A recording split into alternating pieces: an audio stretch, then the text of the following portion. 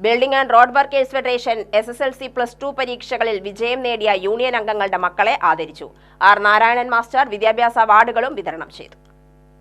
Palakkad ടോപ്പിൻ town ഹാളിൽ നടന്ന യോഗം VK ശ്രീകണ്ഠൻ MP ഉദ്ഘാടനം ചെയ്തു.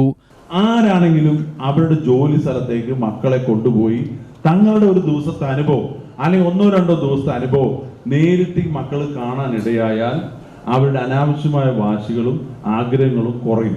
അത്യാവശ്യ കാര്യങ്ങളെ പറയൂ. കാരണം എന്താ, ഓരോ രൂപ ഉണ്ടാക്കുന്നതും എത്രത്തോളം കഷ്ടപ്പെട്ടാണ്, അതിന്റെ കഠിനാധ്വാനത്തിന്റെ ഫലം എത്രയുണ്ട്, അത്ര അച്ഛനും അമ്മയ്ക്ക് എങ്ങനെയാണ് ജീവിക്കുന്നത് എന്ന് മനസ്സിലാക്കിയാൽ മക്കള് അതിനനുസരിച്ച് വളരും. അതുകൊണ്ട് നിങ്ങളോടൊപ്പം വളർത്തുക. പ്രത്യേക പഠനമുറി കൊടുത്ത് പ്രത്യേകമായിട്ട് സൗകര്യം കൊടുത്താൽ കുട്ടികൾ വഷളാവും എന്നുള്ള കാര്യം എൻ്റെ അഭിപ്രായമാണ്. വിദ്യാഭ്യാസ സമ്പ്രദായത്തിലൊക്കെ പല മാറ്റങ്ങളുണ്ട്. അങ്ങനെ ചെയ്തവരുടെ പല അനുഭവം എനിക്കറിയാം. ഒരു നന്നായി പഠിക്കുന്ന കുട്ടി, 2 അച്ഛനും അമ്മയും അധ്യാപകരെ ബാംഗ്ലൂർ സെറ്റിൽ ചെയ്ത എനിക്ക് അറിയാവുന്ന ഒരു ഫാമിലി ഒരു ദിവസം രാത്രി 12 മണിക്ക് വിളിക്കുന്നു, പോലീസ് അറസ്റ്റ് ചെയ്ത് കൊണ്ടുപോയി. ആരെ? മകൻ.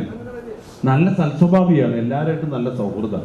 ഒരു ദുസ്വഭാവമില്ല. സിഗരറ്റ് വലിയോ അല്ലെങ്കിൽ മയക്കുമരുന്നോ മദ്യമോ അല്ലെങ്കിൽ പല എന്തെങ്കിലും ആരെങ്കിലുമായിട്ടൊക്കെ അനാവശ്യ കൂട്ടുകെട്ടോ ഒന്നുമില്ല.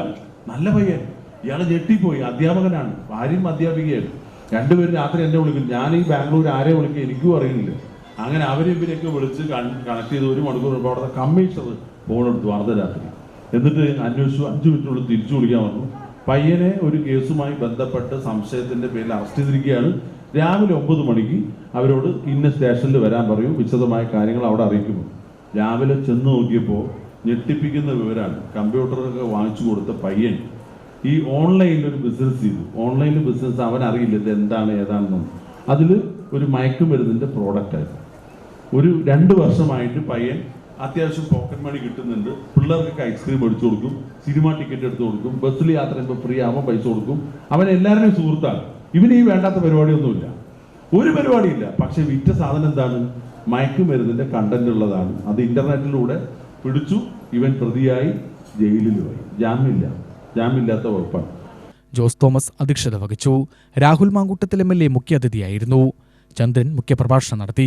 M ഹരിദാസ്, CC ചന്ദ്രൻ, സുനിൽ ജോസഫ്, ചന്ദ്രൻ, കരീം, അനന്തകൃഷ്ണൻ തുടങ്ങിയവർ പ്രസംഗിച്ചു.